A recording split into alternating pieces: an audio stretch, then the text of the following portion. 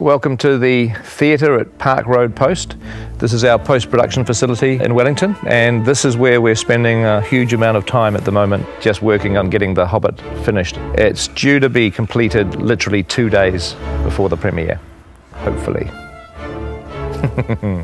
So we'll give you a look at where we're at with post-production. You're going to see a lot of sleep-deprived people in this vlog. Everyone's working around the clock to get the film finished. So everything begins at editorial. So here's the bunker, editorial. I am Dan Best. I'm the first assistant editor on The Hobbit. So next door to us is the cutting room. Jabez and Peter are in there busy cutting film 2 at the moment. We were shooting this with 150 people on the set, and then here we are sitting here, and it just comes down to Jabez and I, 2 of us. The last 2 men standing get to edit the movie. So it's quite a relaxing and enjoyable process. And while you're putting that together, I'm going to make another cup of tea. When Jabez has something very simple to do that doesn't need me around, I get the cups and go make a cup of tea and come back and it's all done. Very good. Hey, welcome to Previs. Come on in. Christian's just down this way. We're sort of the front-end creative team that Pete uses to design a lot of his shots. We are animating the camera and the characters around to form what's kind of like 3D storyboards, almost at a video game level. Typically you do your previs before your shoot. Obviously they finish principal photography and we're still prevising a few shots.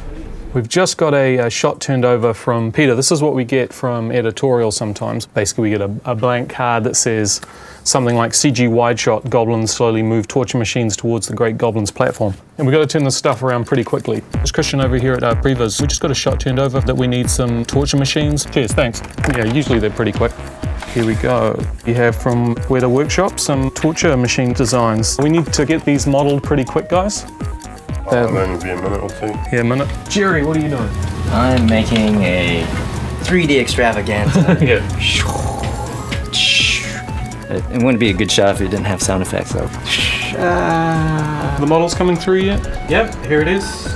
Jerry, can we get textures on that? Oh yeah, sure, no problem. Already on it. Already on it? Almost done. So the thing is, you know, I've got to turn the stuff around pretty quickly because, you know, the film delivers in like 8 weeks. What do you do there? I just stare at code all day.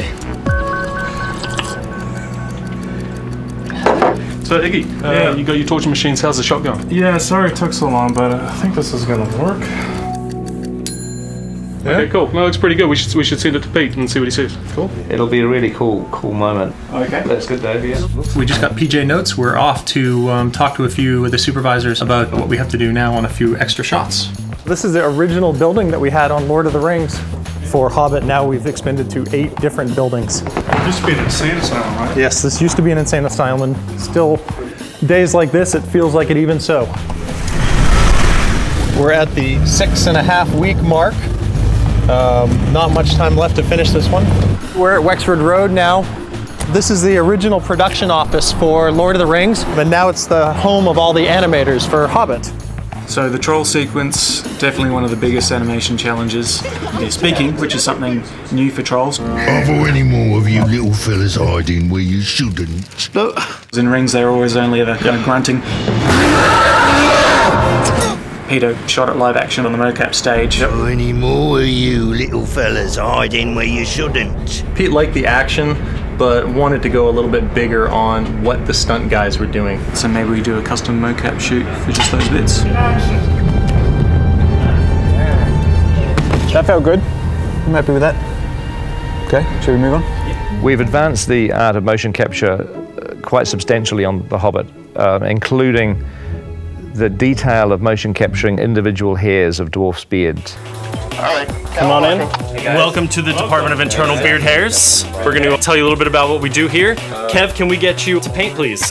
Having beards on set is rather dangerous. Incredibly dangerous. We've lost a lot of good beards. That's right. So we've created a virtual beard in the computer, and what that allows us to do... Whoa, layman's terms, please. Sorry. We have a beard in the computer. Motivation here. It's dark, it's stormy. Okay. You're in the mountains. Action, wind, rain, lightning bolts, and cut.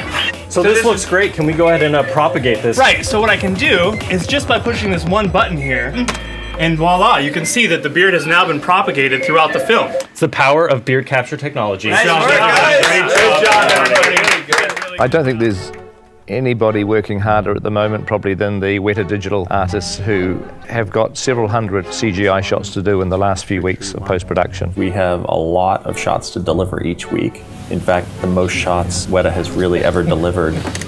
Good luck. Let's break the record. Have a great week. Well, it's Saturday at Wexford Road. The first thing we have to do each morning is release the animators. So, should we do that? Are we ready? Are they there? Wake up!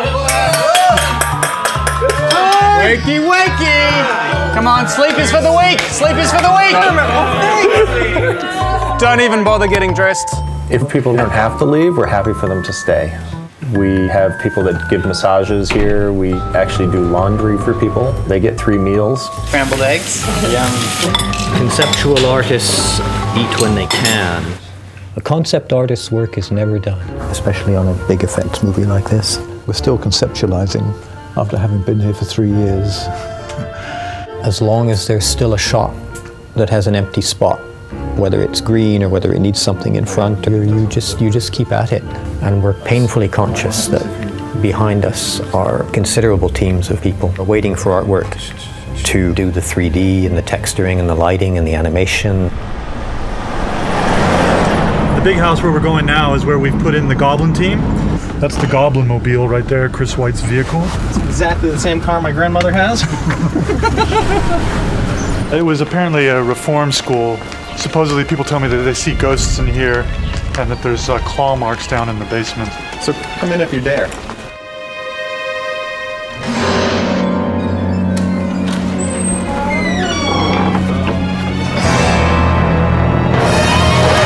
So what Peter was looking for was to create this whole world underground. So we're creating this goblin town with all these different structures and lights and walkways and fires. And so this is some of the work in progress. A lot of what we're doing on this guy is beauty lighting, because we got to really highlight all of his warts and all that good stuff.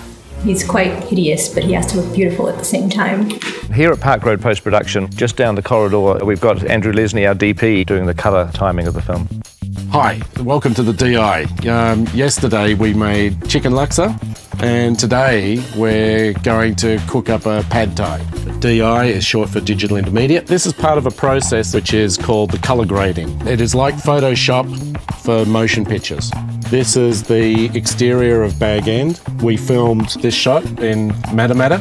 We didn't have the most ideal weather on the day, but the landscape is still very beautiful, so we actually are just working the original material on this one. Essentially what we do is we start with the raw plate, and then we're building up basically a layered grade, and the result is what you see there.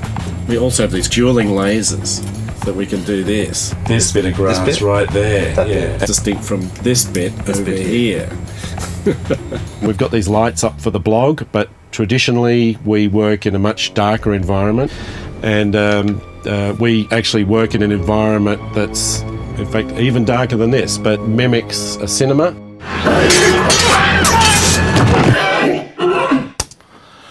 Hi, you're at Park Road Post, and this is where we're doing the sound for The Hobbit.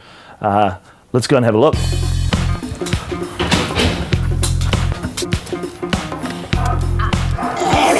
We start the day with a dance. That's the first thing we do in sound.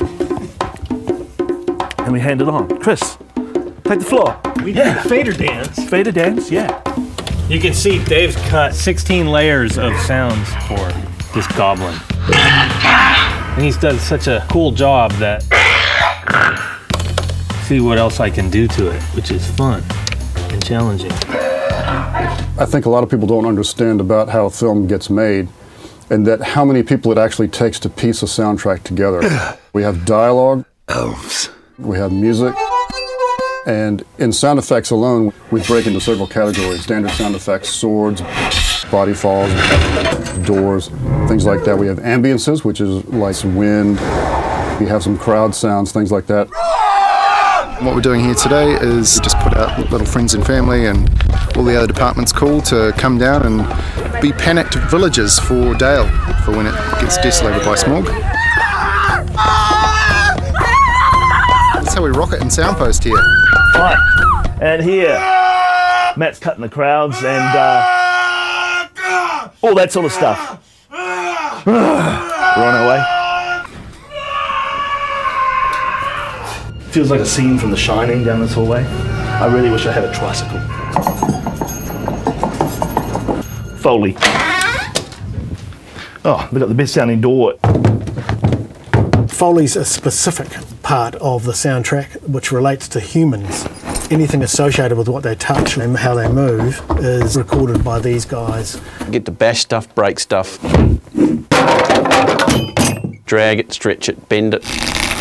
What makes a great Foley track is often the interpretation of the sound rather than the literal sound itself. Goblin claws. It's just banjo picks. It makes it very awkward when you go to the toilet in the middle too.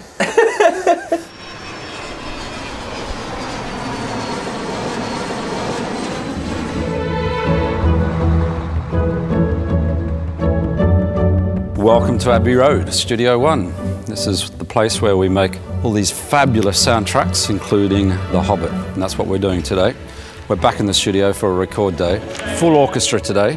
There'll be 93 people in the various sections. This is Howard's conductor's podium, so this is where he stands and directs the orchestra from. Abbey Road is legendary with its microphone collection. So here's one that John Lennon sang into when he was a recording artist at the studio. I've never had a shot with one here. So look, can you get that? The musicians will see the music for the first time. They don't rehearse it or anything like that. They just turn up, the sheet music is in front of them, and they play. This is rather important to make sure these get onto the podium. Here's the control room. It's a real adrenaline rush to be looking out at the orchestra, that we're kind of in control of this fabulous sound.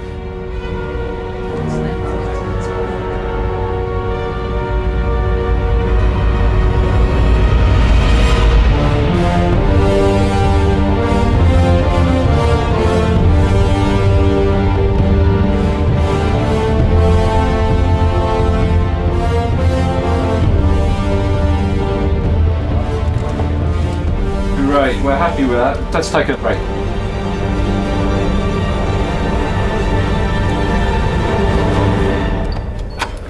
Theatre 2, this is the final mix room. This is where it all comes together. Well, look who it is. We all arrive with tons and tons of sounds. Then in the final mix, we have to figure out what sound makes sense and what sound doesn't. You could put a hoarse vocal on the shot to let us know we're there.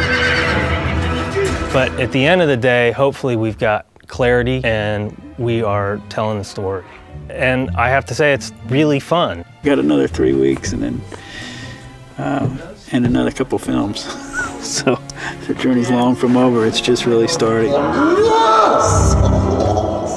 So that's what's happening at the moment. The premiere is very, very close. But fortunately, people are staying calm.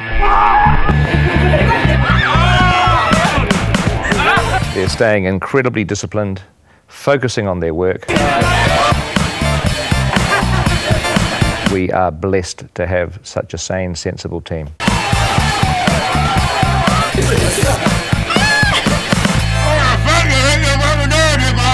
So there we have it.